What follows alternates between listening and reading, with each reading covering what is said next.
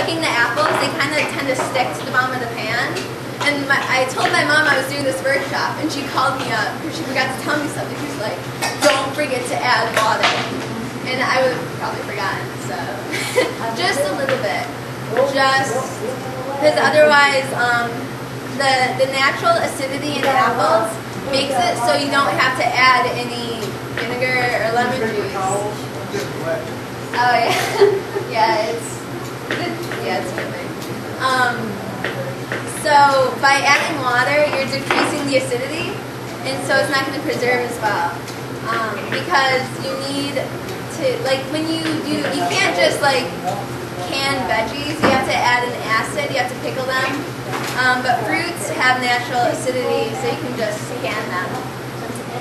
So, and then you cook them up until they get to the consistency that you want. And you make sure that your jars are hot and clean, and your lids and your, it's okay not to have the screw caps tight or hot.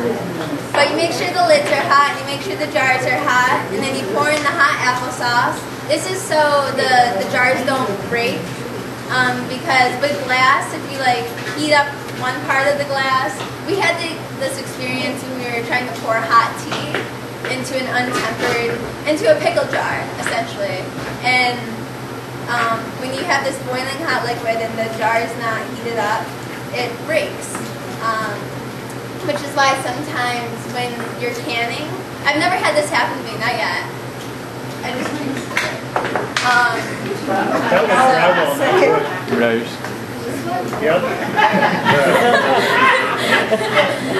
anyway, this is why sometimes your jars will break while they're in the boiling hot water bath. So because the jars, it's not heated equally. So you don't want that to happen. You want to make sure your jars are hot, and we keep them in the oven when we do it usually. But yeah, so when I did it I tried pickling some veggies. I did pickle some radish a couple weeks ago, but I did it the college student version where like you need a magnet to take out the lids, and you need like an actual like canning pot, and you need all this stuff. And I had like a soup pot, and I didn't have like, it was dumb.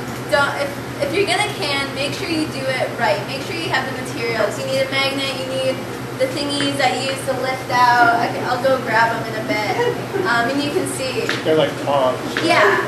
You don't want like a pair of hot dog tongs and your fingers. Because you'll burn yourself and you'll have a scar of Africa on your stomach. Okay. It looked like Africa for a while. Now it just looks like a scar. Yeah. Well, it's easier in the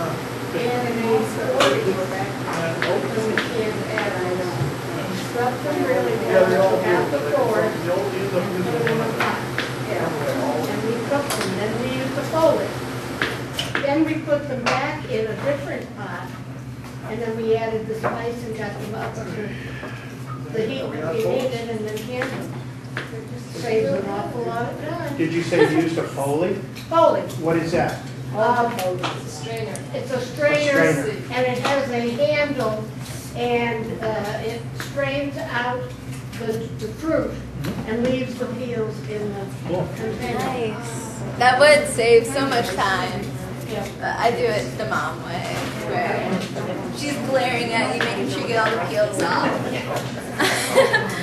And Hannah, you can do it bland, like you're talking about, and then add the cinnamon, the sugar, and all that after.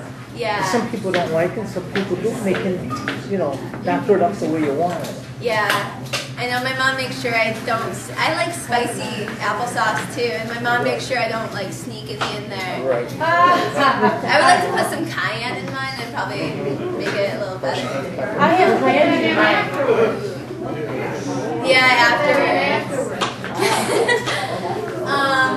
But I forgot to mention that before we even do any, like you said, you scrub them. What I do, what my mom taught me, is we soak the apples for a while in some ice cold water, and we kind of bounce them around and scrub them a bit to make sure that there's no pesticide residue on them. because apple trees especially are really prone to insects and blights, and so they spray them pretty often. Some, like, if you've ever tried to buy organic apples, you realize like it's really expensive. Like, we tried to buy some organic apple cider the other day. It was $7.99 at Tops, and I was like, no way for a little one. So you really want to make sure your apples are clean before you do any of this, even though like you're getting the peels off before you're cooking them and stuff. Or if you want to reuse the peels, I know Carmen. Right in the back. Okay, I didn't know this. But you're going to use the peels for potpourri, you said? Oh yeah.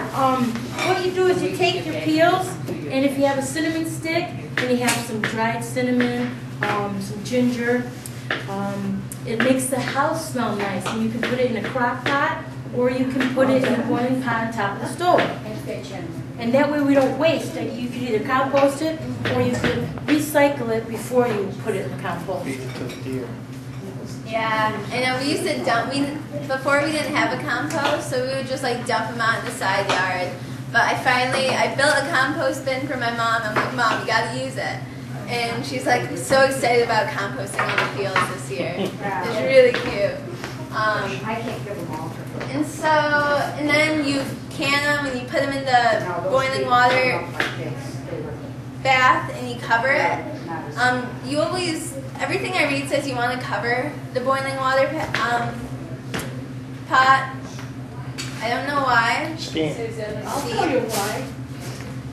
My daughter-in-law, I told her how to can. Gave her my canner and everything else. And she says, Mom, there's mold in here. They are covered. And it creates mold. Thanks for telling. That's really good to know. So I'm glad I cover mine. I'll tell my mom too that. Why? Because she just does it. So you make sure you cover it and you take it out after 20 minutes. And this is where my mom's like, don't touch them. Like after we pick them up with the little thingies and we put them down. And at least in my experience, you're not allowed to even like get near them for 24 hours. They're popped plates. Yeah. Really? She won't let me touch them. She's like, don't you get near those, don't touch them, Once they've nothing. got a good tight seal, you can touch them. Okay, cool, because I have a habit of poking them. When you take them out of the water, do you have to burp them? No, See if the top is full? they burp themselves. Self-burping. If they don't burp, then it isn't sealed. That's what I mean, you gotta check them, so how you gonna tell? Sometimes you can't tell, it's a little curve there. That's why you're not supposed to reuse the lids, I think. You're supposed to get new lids every time. Yeah. That's right. During the war, we reused the lids and reused them because there were no lids available. All the steel was Did that work well, reusing the lids? Well, you have to be extremely careful that they are flat and that there's no impediment in the seal. You see if it's rounded, there's air in there. Yeah. So, It's a harder process using the seals again. These days it's not recommended though. yeah, maybe it's because the seal on the lids now, they're plastic, highly plasticized. It's a plastic. And so they say like it forms an indent, and then the indent doesn't come out of it. But yeah, it's cool to know that you reuse them though. So also you always want to make sure all the air bubbles are out of it.